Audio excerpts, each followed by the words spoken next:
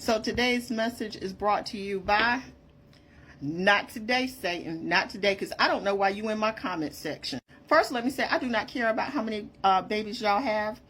Pop out as many babies as you want to. I worked in education. I used to say have as many babies as you possibly can because it keeps people employed. It keeps doctors employed, keeps nurses employed, CNAs, it keeps teachers employed. Like, there is a whole industry built around people having children. So let's be clear about that part. So have all of the babies that you want. I personally do not care about big families or little families. I personally do not care what people do with their lives. It's entirely up to them.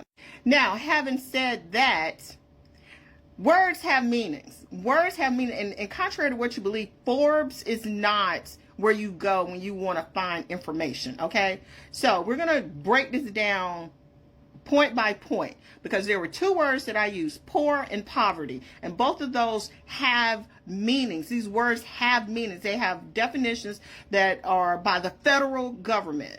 So for a family of 8, that would be 6 kids and 2 adults. The poverty guideline is $44,660.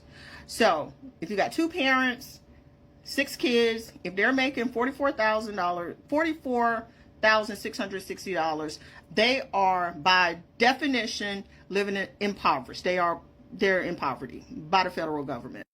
So when you start talking what the average American makes, which is what I said, now, you got 2 things that you can look at, actually 3 things that you can look at. Number 1, you can look at the median income, which means in the middle. So where does the vast majority of the people fall that are in the middle? It's $31,000. So the vast majority of Americans make somewhere in the $30,000-ish range. So if you are a single mom and you have 6 kids, that puts you in poverty based off of the federal government. The other thing that you said is the average income. In 2023, the latest data shows that the average income, which means that people that actually get up and go to work, is $60,000. That's for people that actually get up and go to work. But if you include all of the people that live in America, because everybody doesn't go to work that lives in America, then that drops it back down into the 30s. So the average American, which is what I said, the average American makes somewhere in the $30,000-ish range. Not the average person that's getting up, going to work every day, because contrary to what y'all believe, there are a lot of people that are not working because they live in rural areas and there are just not a lot of jobs there. Like, there's literally nowhere for them to go to work, so they're not working, and they're not included in the unemployment numbers or the average income numbers for people that have a salary. And those are not the people that I'm talking about. I'm talking about the average American makes somewhere in the $30,000-ish range. Now, we're going to talk about you, since you wanted to bring you up in this.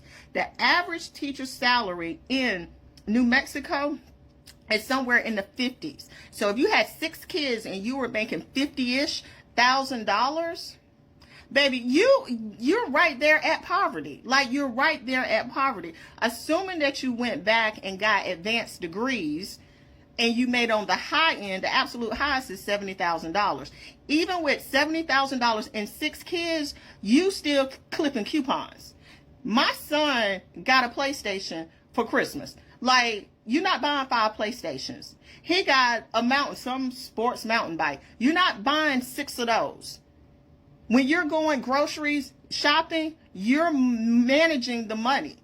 So although you're not in poverty, there are different types of poor.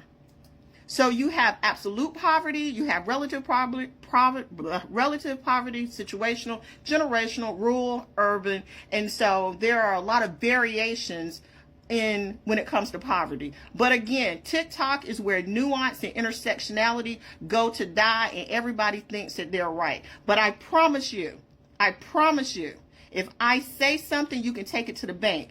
That's number 1. And number 2, at the end of the day, I don't care what y'all do, but I know this: having 6 kids, not a good idea in today's economy.